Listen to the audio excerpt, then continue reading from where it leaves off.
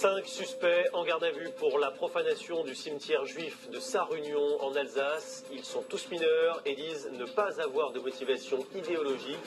Un acte qui a soulevé une nouvelle vague d'indignation contre l'antisémitisme. François Hollande se rendra sur place demain.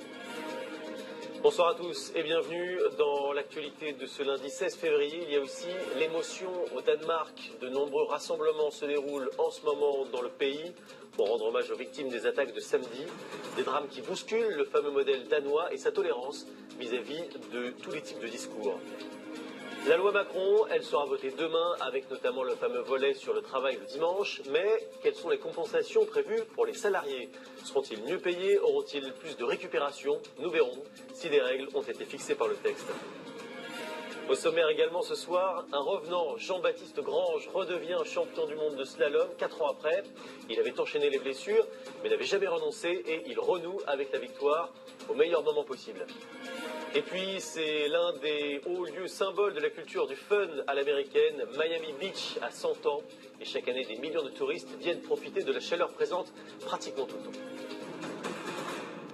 C'est la première profanation d'une telle ampleur depuis près de 30 ans. 250 tombes ont été dégradées au cimetière juif de Sarre-Union en Alsace. 5 suspects ont donc été arrêtés. Ils ont entre 15 et 17 ans et ils sont tous originaires de la région. Pour l'instant, leurs motivations sont encore floues. Enquête suivie sur place par Jacques Boivin et Philippe Vogel. Toute la journée, les gendarmes ont travaillé ici comme sur une scène de crime. Le cimetière israélite de Sarre-Union, l'un des plus anciens d'Alsace, est presque totalement dévasté.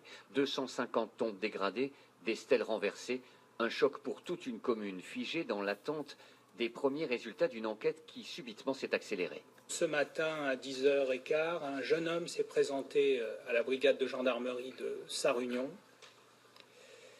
pour se dénoncer en disant qu'il avait participé aux faits. Ce jeune homme a mis en cause d'autres garçons, ils sont 5 au total, tous mineurs. Depuis le début de l'après-midi, 5 lycéens, dont 3 étudiaient ici, sont donc en garde à vue. Inconnus des services de police, ils auraient saccagé ce lieu de mémoire en 2 passages destructeurs jeudi dernier entre 15 et 18 heures. Avec le préfet et le maire de la commune, les représentants des communautés juives et musulmanes se sont rendus sur place. Ils viennent d'apprendre l'interpellation des suspects. Pour eux, leur âge n'est pas une excuse. 70 ans après la Shoah, on voit un monument en hommage aux gens assassinés par la Shoah, donc fracassé, cassé, détruit. Alors un problème d'inconscience, allez, allons-y pour une bêtise, on fait une bêtise, on n'en fait pas 250. Ça relève fatalement de la manque d'éducation. Si les jeunes ont fait ça, c'est qu'il y a quelque chose qui ne colle pas dans leur famille. L'enquête n'est pas terminée, les gendarmes vont à présent confronter les résultats de leurs analyses aux déclarations des lycéens. Pour l'instant, on ignore tout des motivations de ces jeunes, c'est la principale inconnue de cette affaire. Leur audition et celle de leur famille devraient nous en apprendre davantage.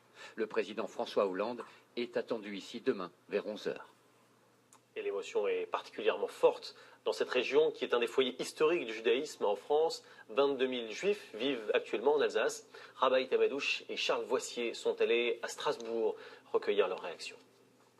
C'est un petit quartier, quelques rues seulement, où est rassemblée historiquement la communauté juive de Strasbourg.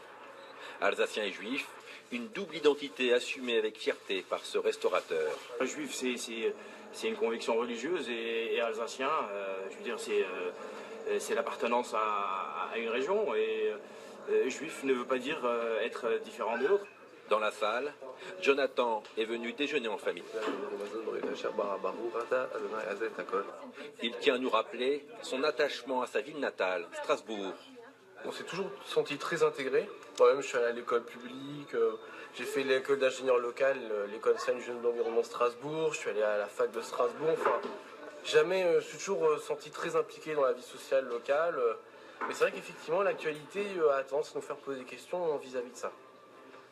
Depuis le Moyen-Âge, pourtant, la communauté juive est ici intimement liée à la région.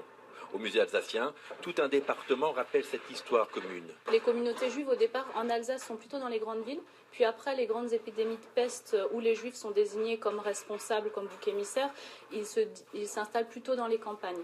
D'autres caractéristiques des juifs alsaciens, c'est le patriotisme.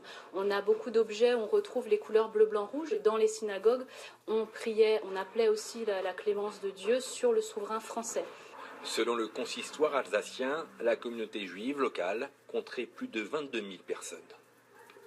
Le président de la République se rendra donc sur place demain matin. François Hollande a appelé au sursaut national contre l'antisémitisme. On l'écoute. Il ne peut pas être toléré des actes antisémites dans notre pays. Et rien ne sera toléré. Et rien ne sera laissé comme ça, sans réaction.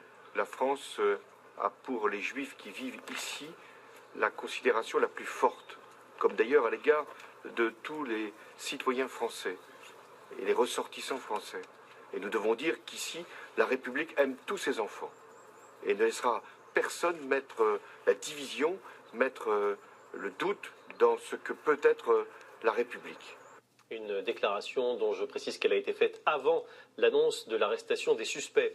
Par ailleurs, l'ancien président du Conseil constitutionnel, Roland Dumas, a estimé ce matin que Manuel Valls était, je cite, probablement sous influence juive.